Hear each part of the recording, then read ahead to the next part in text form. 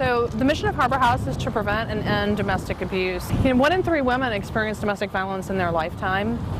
And I think that honestly, there's more people that experience violence than that. And so it is a significant problem, not only across the globe, but here in Central Florida, where we estimate that in the Tri-County area, there are probably about 60,000 people a year that experience some sort of intimate partner violence. So it's really an epidemic problem that unfortunately claims so many lives every single year.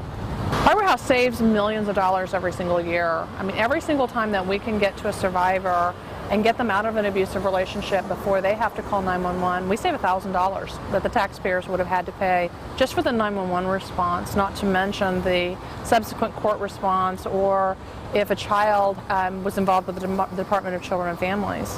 It's 80% of our child abuse cases. There's also domestic violence in the home. So if we can save a child being removed from the home and keep the non-offending parent and the child together, we save almost $60,000 per child.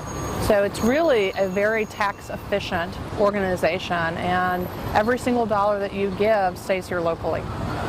When I got to Harbor House 8 years ago, I remember driving up in the gravel parking lot, and there was a chain link fence around a literally crumbling 52-bed shelter, garbage bags on the windows, failing sewer system, septic system, and well system, water system.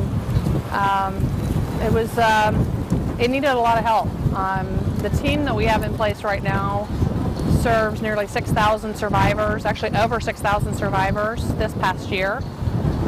We have one of the only kennels in Central Florida at a domestic violence shelter, one of the few in the country, and a daycare center for children that's licensed. We're able to do so many more things for survivors now than we were 8.5 years ago.